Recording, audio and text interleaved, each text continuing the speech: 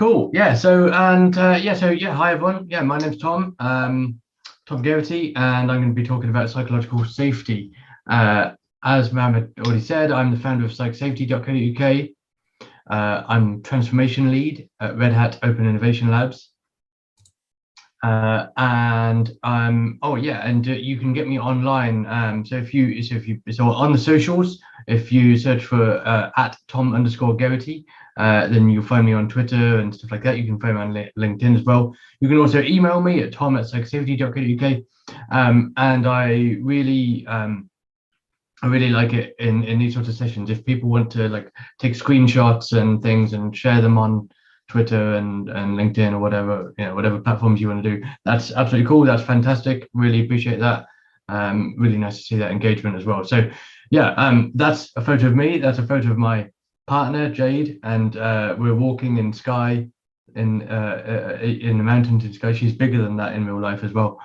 So that's me. And this is an Arleigh Burke-class guided missile destroyer of the United States Navy. And all will become quite clear quite soon. But this is one of the largest missile destroyers in the world. It's 155 meters long, weighs around 9,000 tons, has engines boasting around 100,000 horsepower, and it has more than 100 missiles and torpedoes on board. And to buy one of these would cost you $2 billion, but I don't think you're actually allowed to buy one. And this is a Cray XE6 supercomputer. This is this one runs at 150. So this one has 154,000 cores, runs at 1.3 thousand teraflops, and this one is at the National Energy Research Scientific Computing Center in California, and costs just a fraction of the missile destroyer. This costs $70 million, and the guided missile destroyer and this supercomputer have something in common. They have one thing in common, and I'll take a moment just to see if anyone wants to shout out what they think it is. I'll be quite impressed if anyone does. Both grey. Yeah, close. They're both named after this woman, Grace Hopper. That's the USS Hopper and the Hopper supercomputer. And Grace Hopper was one of my leadership role models. She was one of the reasons I really got into sort of generative leadership and progressive leadership. She was born in 1906. She got a PhD in maths from Yale. Became a professor at Vassar University. She tried to join the Navy in 1940 when she was 34 years old, but she got rejected because of her age, and so she joined the Navy Reserves instead. And she began her computing career 4 years later in 1944 when she began to work on the Harvard Mark I team. And it's Grace Hopper, together with some others, but it's Grace Hopper that popularized the concept of machine-independent programming languages, human-readable programming languages. And this led to COBOL. She was one of the creators of COBOL. And during her career, she was granted 40 honorary degrees and became US Navy Rear Admiral. And she died in 1992. She also found the first ever computer bug. And it was an actual bug, an actual moth in the Mark II computer at Harvard, which incidentally weighed 25 tons and ran at 8 hertz in 1947. Yeah, she found this moth in Relay 70, Panel F, and debugged it and stuck the bug on her notes and kept it. And she also used it. She said this. She said that humans are allergic to change. They love to say we've always done it this way. She was a champion of improvement, of positive change, and she had she had a clock on her wall that ran counterclockwise, just like I've got up behind me, just to show that you can do things a different way. That you don't always have to do things the way they've always been done in the past. And she said this as well. She said you manage things and you lead people. And it's one of my favorite phrases. She emphasized the importance of people, being human, and that's why she's featured in this talk, and it'll become clear. She made the point that leadership is far more important than civil management. we all manage things. We all manage tasks and work and time and projects and costs and risks and all of that. But we lead people. Management and leadership coexist, but they're not the same thing. And this is kind of a diagram that I've done to kind of help show that. And sort of in management, we identify constraints, and we manage health and safety, and we manage events or costs or compliance and prioritization and stuff. But in leadership, we communicate vision, we take responsibility, we protect the team from threats, we celebrate success, we represent the team, we sponsor the team, we resolve conflicts, and we do lots of other things, including ensuring psychological safety. And this is one of the most important things we can do as leaders. And this is an example of why. This is 1986. This is Chernobyl, and in Russia at the time. Well, so it was Ukraine. It is now in Ukraine. It was Russia at the time, and in Russia at the time, probably still the case. Economic and political interests came far before safety. There was a culture of fear, a culture of obedience, a culture of command control, and a culture of hierarchy, and a culture of blame for mistakes. And ultimately, this culture of blame for mistakes and this failure to speak up, this threat of leadership caused this disaster. Inherently, the design of the plant at Chernobyl was unsafe. In fact, the findings of the report state that the design parameters and characteristics of the RBM K1000 reactor violate safety standards and regulations so seriously that this plant could only be operated in a country where there is no safety culture. So what happened actually on the day was that the engineers were trying to simulate a power cut. They were trying to work out if they could run the plant, run the operations of the controls of the plant when there was a general power cut to the grid, and see if they could use the spinning down turbines, the still spinning turbines powered by just momentum, to power the operations of the plant, of the control units. And so they tried to run this before, but it had never been quite successfully run at this time, and it was delayed on this occasion. And a second shift team came on who were less familiar with the operations of the plant. But because of the culture in Russia at the time, because of the culture at the plant, they didn't feel safe to put their hand up. They didn't feel safe to raise concerns and say, this isn't safe, or we don't know how to do this, or this might fail. And so they ran the test anyway. They ran the sequence of tests anyway. And it was what happened was that one steam explosion occurred. This is where it first went wrong. Steam explosion occurred, and then a second explosion was a result of the steam explosion. That was a nuclear explosion, and that destroyed the plant. That's what we've all heard about, and that is what killed 31 people on the day of the event. It's estimated, however, that over 4,000, possibly up to 10,000 people died as a result of this disaster over the years. All fundamentally because some engineers didn't feel safe in speaking up and saying, we don't feel safe, we think there's a problem. And if we skip forward a few years, we'll come across Amy Edmondson. Now, this is where we start to talk about the term psychological safety properly. Now, the term psychological safety itself was first coined in the 1960s by Edgar Schein and Warren Bennis in a book actually called Personal and Organizational Change Through Group Methods, which I have a first edition copy of on my shelf. But then it kind of went quiet for 30 or so years. And then, so Amy Edmondson, a professor at Harvard Business School, was studying high-performing and low-performing clinical teams. And she was studying the number of mistakes that teams make. And she wanted to look at the number of mistakes that high-performing teams make and the number of mistakes that low-performing teams make. Now, in clinical settings, it's fairly easy to see the difference between high-performing and low-performing clinical teams, because in high-performing teams, more people survive, and in low-performing teams, more people die. Now, in some contexts, it's harder to tell the difference between high-performing and low-performing teams, but in this context, fairly easy to tell the difference. Your KPI is, are people alive? So what she was looking at was the number of mistakes they made. And what she found was that the high-performing teams were making more mistakes than the low-performing teams. Now, of course, that initially didn't make any sense. In fact, she first thought the data was the wrong way round, that she thought there'd been a transposing error. But she checked the data and the data was right. And so what she did was she sent some researchers into those teams to find out what's going on. What's going on in these teams? Why are the high-performing teams making more mistakes? And why are the low-performing teams making fewer mistakes? Anyway, listen. Oh, and so what she found through that research was actually that the high-performing teams were admitting their mistakes. The low-performing teams were hiding theirs. And of course, suddenly that all makes sense, doesn't it?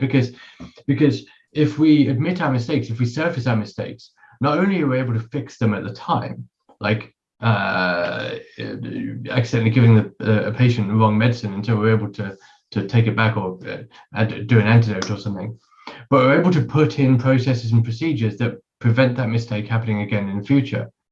If we hide our mistake, the impact of that mistake is much greater, and we keep making the same mistakes over and over again because we never surface them, we never resolve them, we never put in processes to make them better in the future. And so she called this culture a culture of psychological safety, a belief that one will not be punished or humiliated for speaking up with ideas, questions, concerns, or mistakes. And we can think of it as a group phenomenon. It's an aggregate measure of the degree of interpersonal trust, comfort, and commitment felt by team members, by members of a group.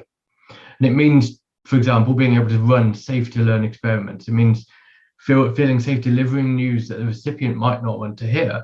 It means expressing diverse opinions, asking for help, and admitting those mistakes. Another definition there is the shared belief held by members of a team that the team is safe for interpersonal risk taking.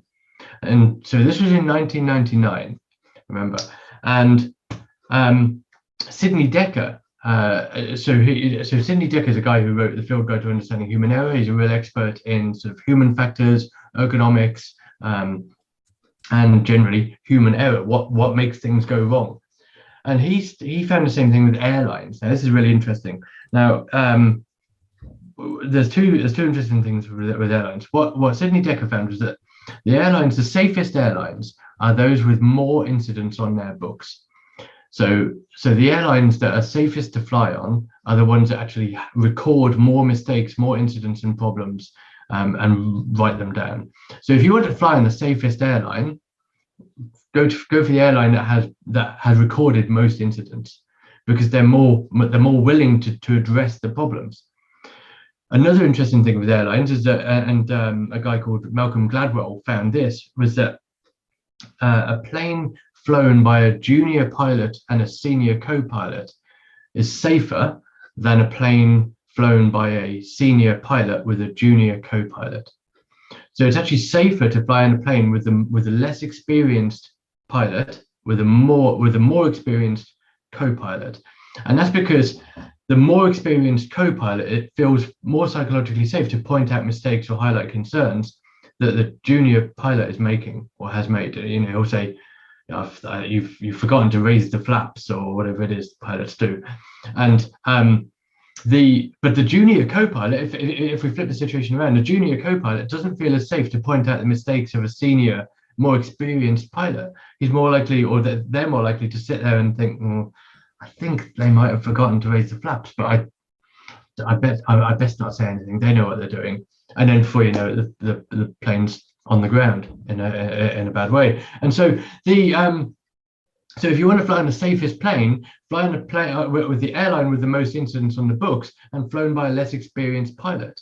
And this is what I love about psychological safety. So much of psychological safety is counterintuitive. It doesn't make sense on the face of it.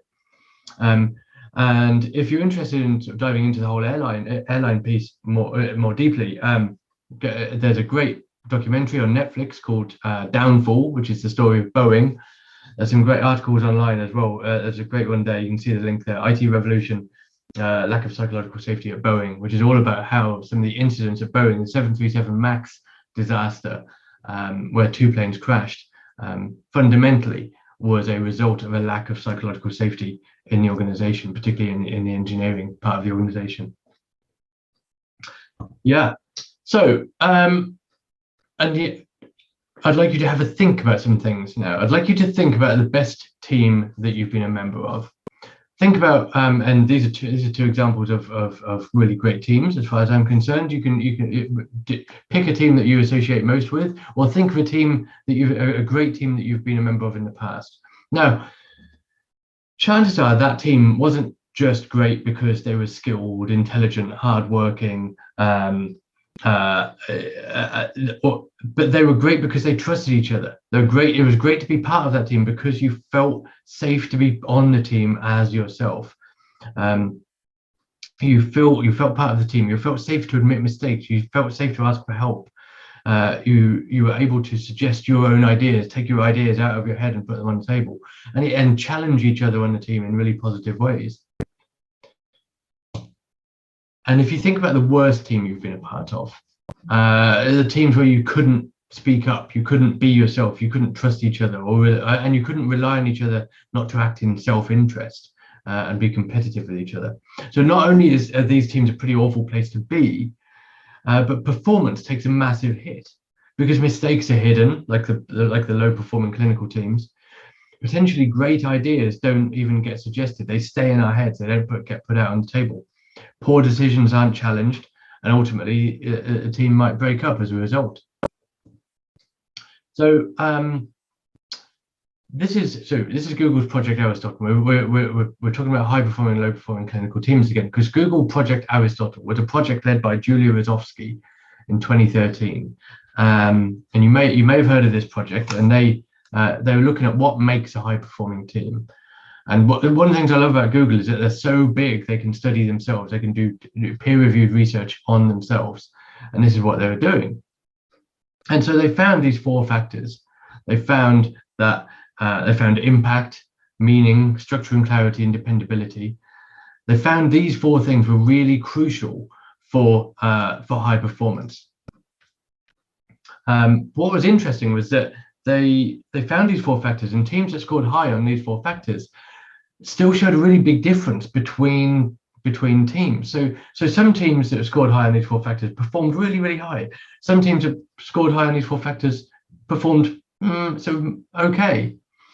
And so they knew something was missing. They knew something was missing, and one of the members of the team, one of the members of the Project Aristotle team, found Amy Edmonton's paper from 1999 and decided to measure psychological safety on teams according to Amy's measures.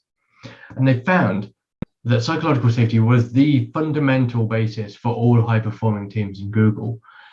That was that all high-performing teams possessed high degrees of psychological safety.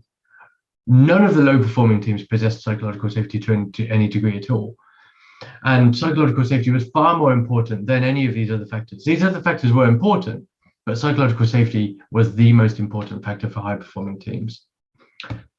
And this has been shown in multiple other studies and reports ever since. And since this is an Agile, so a tech meetup, I'm introducing the State of DevOps reports here. So since about 2017, the State of DevOps reports, both the Puppet and the Google ones, have shown psychological safety to be not only a key driver for team performance, but a key driver for organizational performance.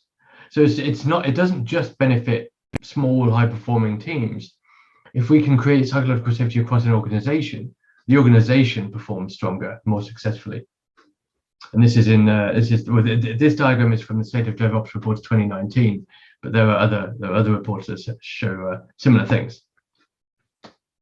And this is really interesting too. This is a point that, so in fact, I heard someone mention the Phoenix project earlier. So there's the Unicorn project here, which is the sequel to the Phoenix project. All of these books have been written in the past, I think 2 or 3 years, apart from the Fearless Organization. All of these books talk about psychological safety, and there's more coming out every single day. More and more people, more and more organizations are realizing that psychological safety is the key to high performance, happy, engaged, high performing teams that are resilient and cope with change and adapt to change. And so much more so over the pandemic, we realized that psychological safety is a fundamental need for resilience and agility in teams.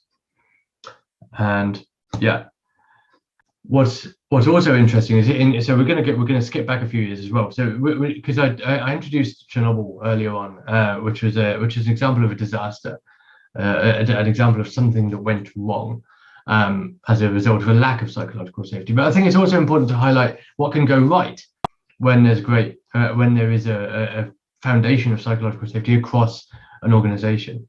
And this is a picture of Paul O'Neill at Alcoa. So Paul O'Neill joined Alcoa in 1987 as CEO. Alcoa were and are a very large aluminium manufacturing company. And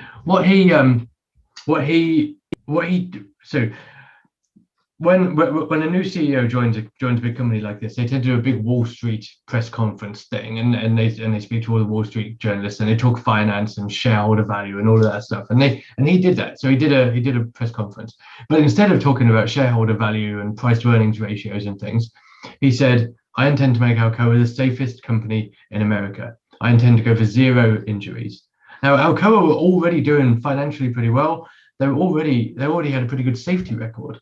So everyone thought he was crazy. Everyone thought Paul O'Neill was nuts. And in fact, the Wall Street Journal ran attack pieces on him. The New York Times cut into him. The share price dropped.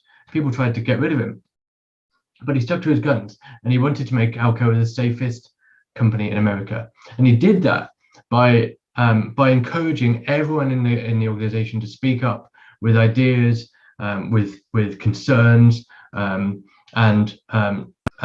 debate and talk about safety, highlight any opportunity to improve safety anywhere in the company. And that from painting railings yellow to different kinds of masks and gloves or kit, whatever it was, changes the process and everything. And the most important thing about this culture was that everyone got listened to. Everyone's ideas, everyone's concerns and things were addressed. They were listened to. It might not turn into a thing, but they were listened to, and no one was punished or humiliated for speaking up. And safety record improved massively. By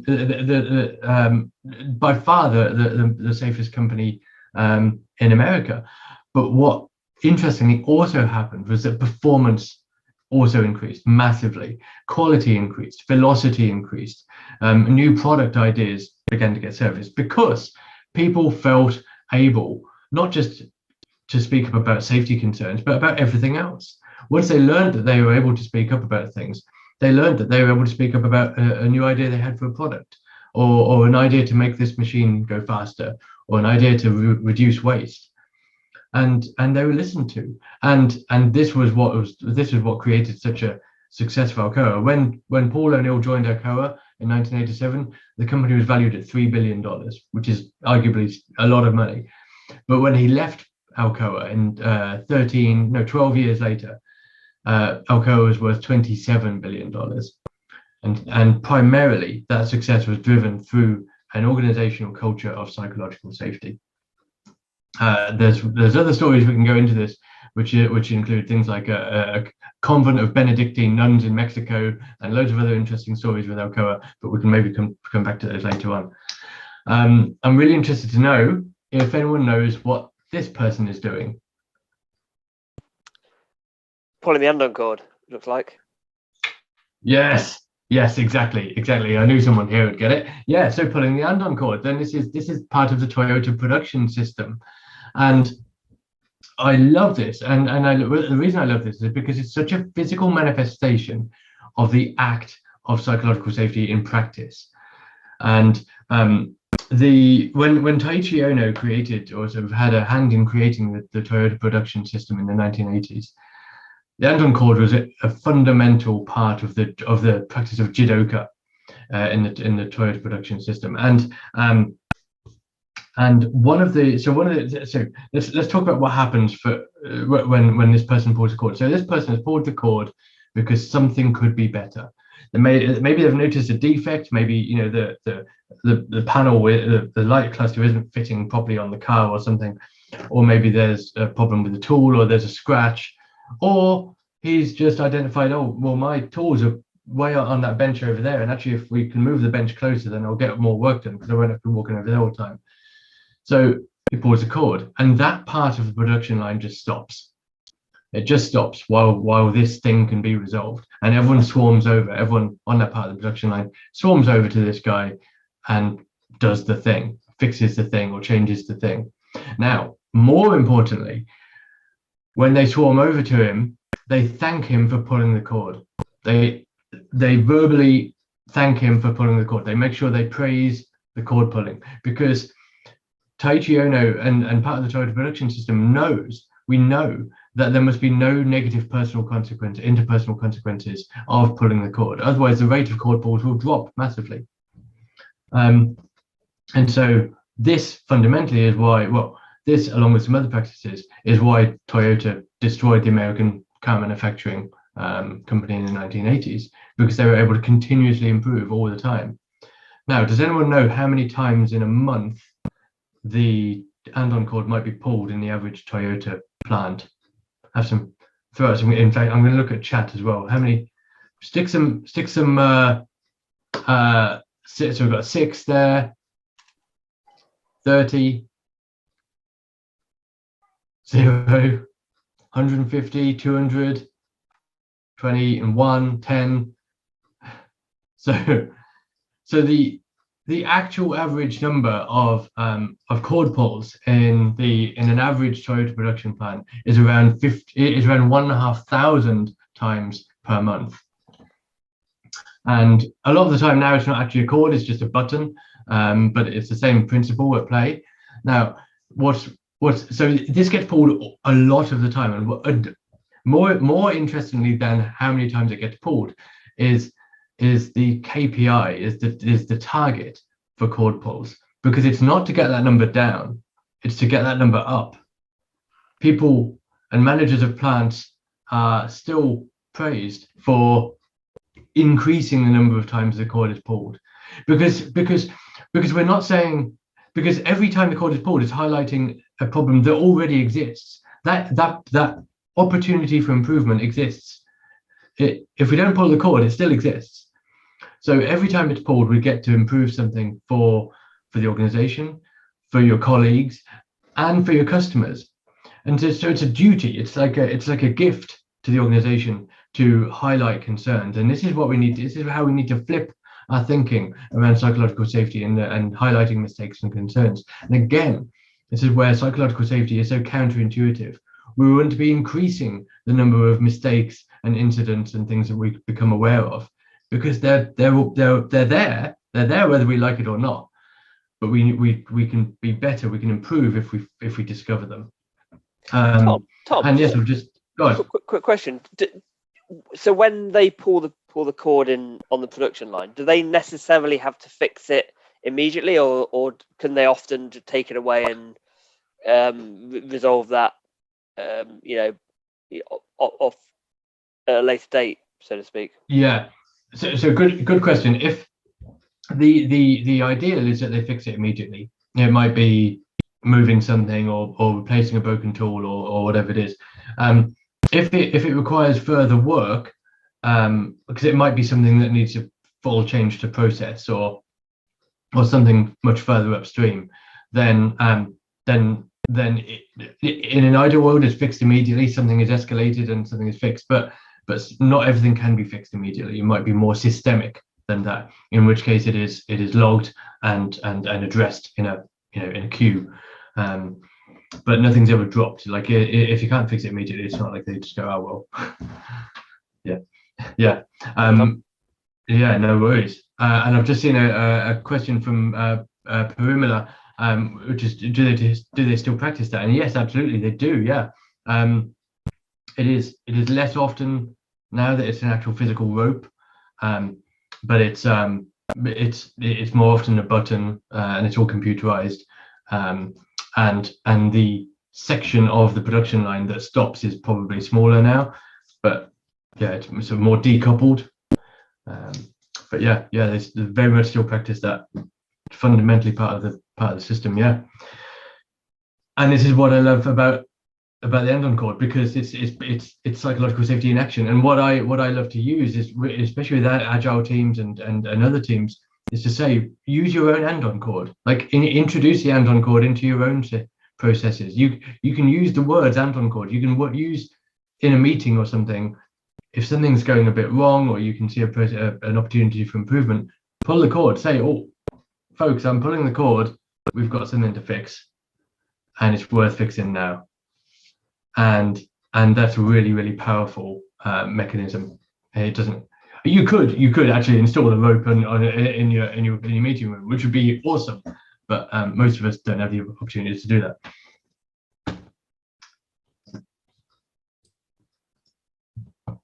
Just struggling to get there. We are. Yeah. So we. I've just seen a question in the world of remote working. How do we pull the cord? So yeah, I mean, partly is that. Partly it's just saying I'm going to pull the cord, or I'm pulling the end-on cord. You could, if you wanted, implement some clever little app or something that enables you to push a button in Slack, or create an integration in Slack, like /end-on cord. Everything stops. A bot, exactly. Yeah, we can solve everything with a Slack bot. So yeah, it's a great idea. And this is what we will see. This is some of the things we'll hear when we've got an environment of psychological safety. We'll hear things like, I need some help, I have an idea, I think we have a problem, I disagree, I'd like to challenge our ways of working, or I made a mistake, or even I made a really big mistake. And in fact, one of the most powerful ways we as techie folks can foster psychological safety, particularly amongst more junior folks. So if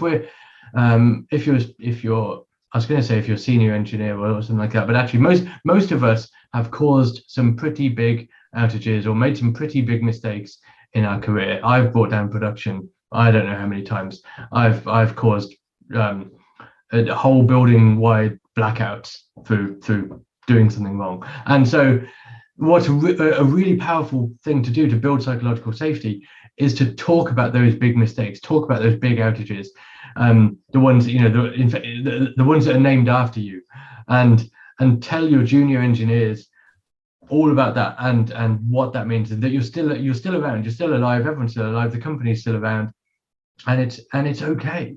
We will all make mistakes, and it can be. When you're a junior in tech, it can be tempting to think that the only way to succeed, the only way to be a super professional Uber 10x rockstar developer is to never make any mistakes. But in fact, the way to get there is to make more and more mistakes and talk about them. So talk about your mistakes and admit them. Really powerful way to build psychological safety. These are some other ways to build psychological safety. And we're not going to go into every single one because that would be like a whole session in itself, but we can highlight some of the really important ones. One is being inclusive in decision making. I really like the phrase "nothing about me without me." So if we're making decisions that affect the team, we should be including the team in those decisions. Doesn't mean we need consensus on decisions, but we do need the team to be involved. A really powerful thing to do is define your team values and behaviors, like have a team charter or a social contract that describes the way we interact, our practices, our ceremonies, what we do, how we address problems, mistakes, everything that describes the team. Put that together and articulate it. That also really helps with onboarding new folks and helping new people join the team and feel psychologically safe much quicker, because it's much easier to understand the environment you're in if it's described to you. Holding retrospectives and root cause analyses is a really powerful way to build psychological safety. They're also much more effective if you have psychological safety, and when you're doing retrospectives, you're much more likely to get to the real truth of an issue, the real component causes. I'm a big believer in there being no root cause from the resilient engineering kind of field, but there are some causes, and so we can try to identify those. We can be much more successful if we've got psychological safety. Admitting fault first, as I said, is really powerful. That's why there's a picture of the red arrows there. In fact, I was talking to a red arrows commander a number of years ago now, and he described to me one of the things that he did. So after they've done a sortie, like they've flown in their patterns and with the smoke trails coming out the back, and they land and they walk into the hangar and they do a debrief. And then in the debrief, the first thing that the commander does is admit a mistake that he made. And that what that does is that creates an environment where it's safe for everyone else to admit mistakes because he's already done it. What it also means is that the other members of the squadron want to admit mistakes because because he's modeling that behavior. He's saying, you know, he's the most senior person there. They all want to become commander one day. So the way to become a commander is admitting mistakes. And that's a really powerful thing to do, super powerful. And there's loads of other things as well, like showing vulnerability, showing emotion. Don't be afraid to show your emotion. So psychological safety isn't always about being comfortable and being sort of nice. I mean, like it's about being kind, but it's not about you don't have to be happy all the time, and we're not happy all the time. So it's about showing that we are human. Also, if we can, providing financial security and job security is important too. Financial security allows people to focus, and that helps psychological safety. Job security allows us to take risks, and that requires and fosters psychological safety as well. Both of those, of course, increase performance, because if we've got focus and an ability to take sensible risks, then we can innovate and move fast.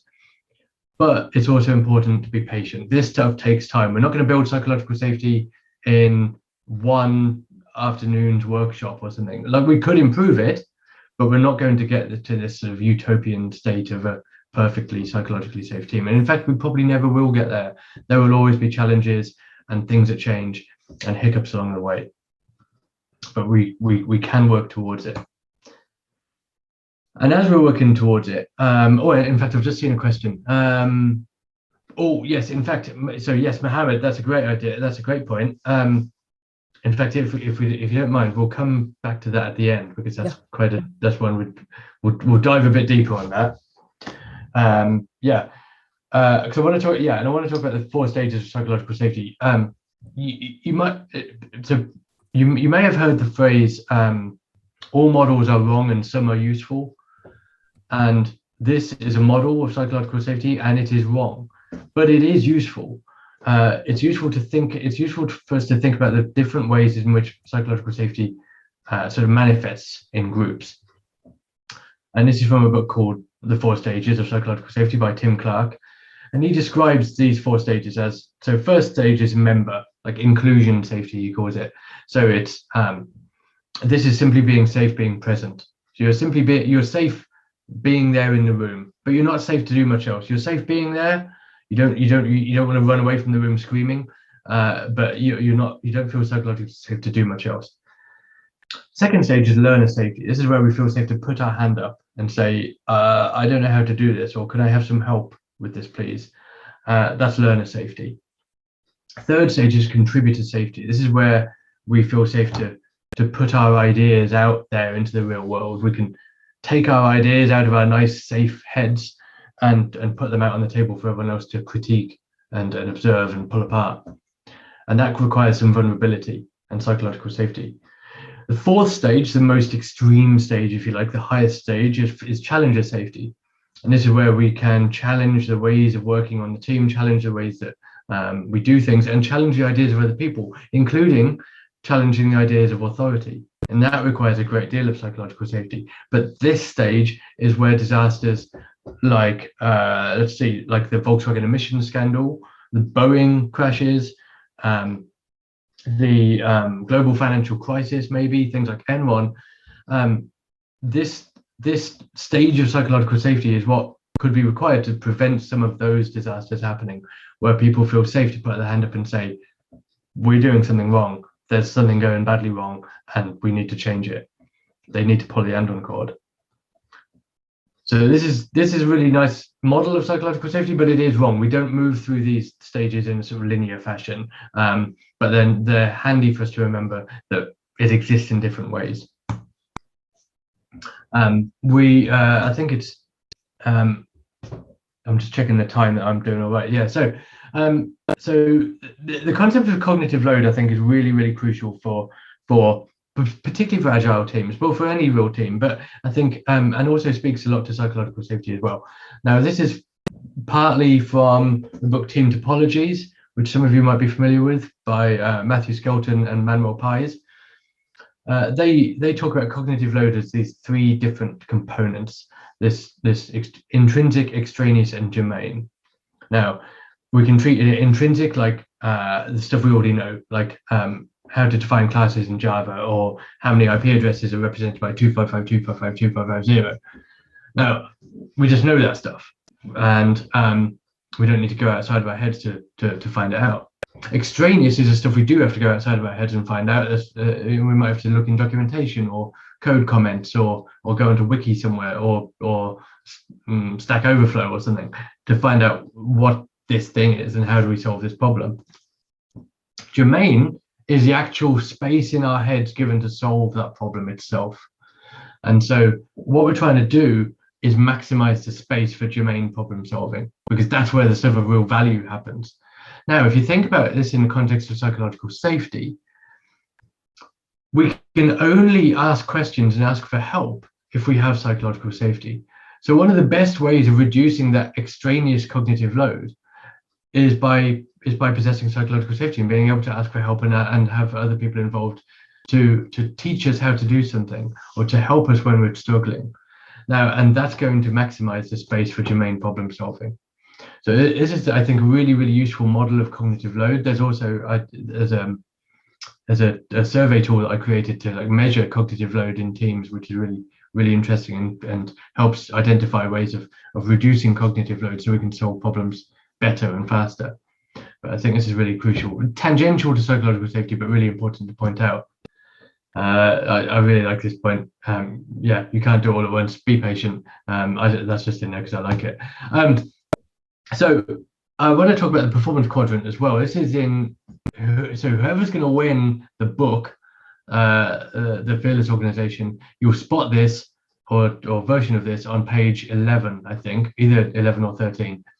And this is one of my most, so I turn this into a workshop, and I find this super useful as a concept.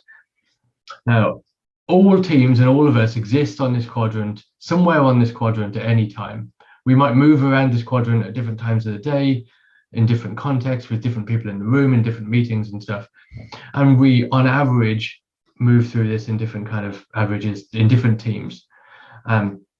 So, for example, we might have low psychological safety and low drive. And when I say drive, I mean the sort of Daniel Pink autonomy, mastery, purpose kind of drive. This desire to achieve, a desire to get results.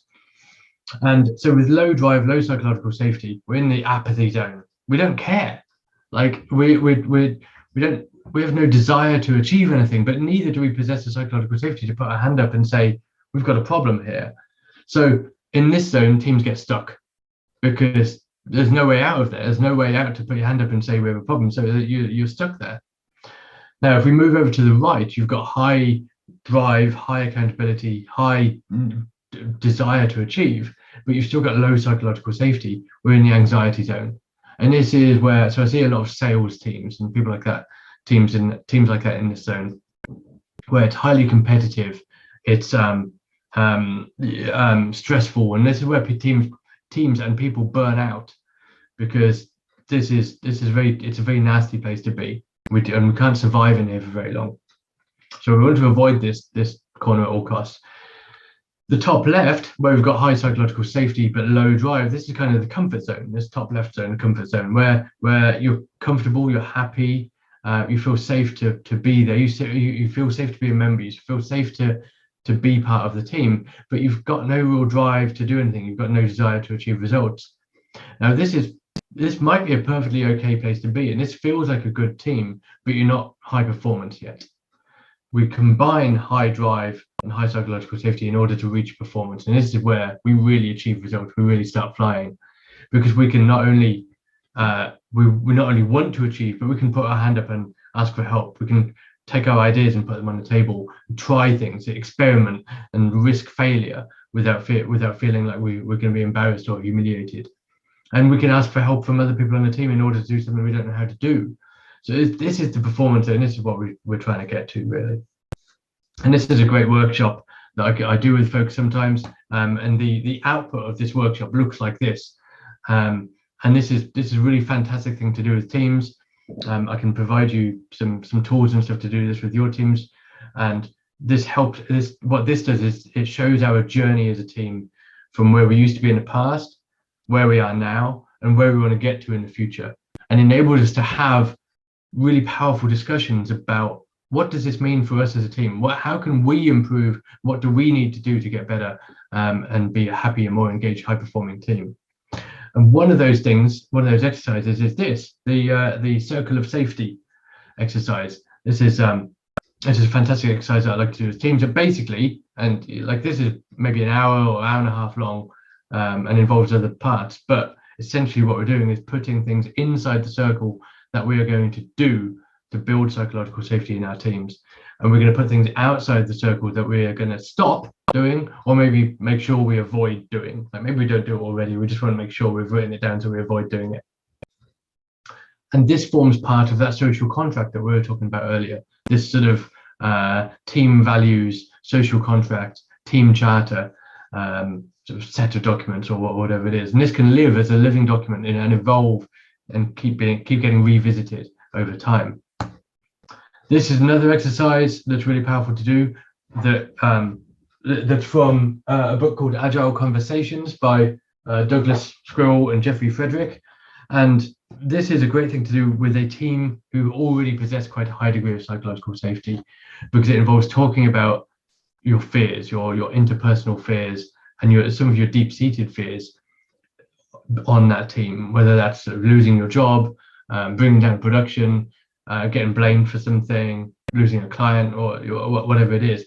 And we can talk about mitigations and fixes within the team, and sort of drive the target norm is this utopian state where we no longer have to worry about that thing. And this does two things. This creates a space for us all to talk about our fears and understand each other on a more fundamental level and build psychological safety. But it also actually generates some quite useful things to do as a team to improve performance in those mitigations. We're nearly at the end here, so I'm just going to introduce sort of where this goes next. Where does psychological safety go next? Where, if you wanted to take this topic really far, I can really recommend having a look into resilience engineering and the concept of learning organizations. Resilience engineering resilience itself is the intrinsic ability of a system, and by system we mean socio-technical system, like an organization of people and things. The intrinsic ability of a system to adjust its functioning prior to, during, or following changes in disturbances, so that it can sustain required operations under both expected and unexpected conditions. The point being, resilience is the ability to withstand and improve as a result of change. We can only do that in organizations when we've got a fundamental foundation of psychological safety. And as Ryan Heinrich tweeted there, before you can engineer resilience, you must engineer the conditions in which it is possible to engineer resilience. So yeah, just about there. So if you were to going to take away like three fundamentals of psychological safety, I'd ask you to remember these three things.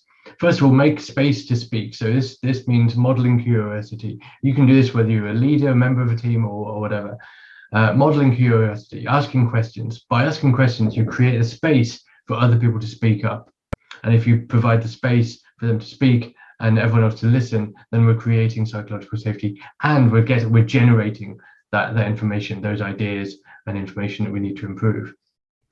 Admit your mistakes. We talked about that before. Acknowledge your own fallibility, and you allow others to do the same. And treat everything as an experiment. And I'm a big fan of the phrase "everything is an experiment." I have stickers with it on. I have T-shirts with it on. The output of work should be the learning from the work, not the work itself. The output of the work is how to do it better next time. So work is not an execution problem; it's a learning problem. So finally, so back to Grace Hopper. You don't have to be told you're a leader to be a leader. Grace got rejected by the Navy when she was 34 years old, and no one had to tell her that she was leadership material in order for her to become the amazing leader that she did. building psychological safety is hard. It takes courage and it takes patience, and it can be quite a scary thing to do in some contexts, but it's the right thing to do. So yeah, you don't have to be told you're a leader to be a leader. Thanks again. And yeah, we're going to do some Q&A now. I know there's at least one question in the chat. I'm going to stop sharing my screen, and there we are. Yeah, thanks, folks. Thanks for tolerating me for 45 minutes or so. Great, thanks for that, Tom. So just before we move on to Q&A, I'm going to stop the recording of this session just to allow for psychological safety to happen, so that whatever you say and discuss in your questions isn't necessarily seen in the outer world. So it's all about trying to make you feel safe in this very safe setting that we've got here.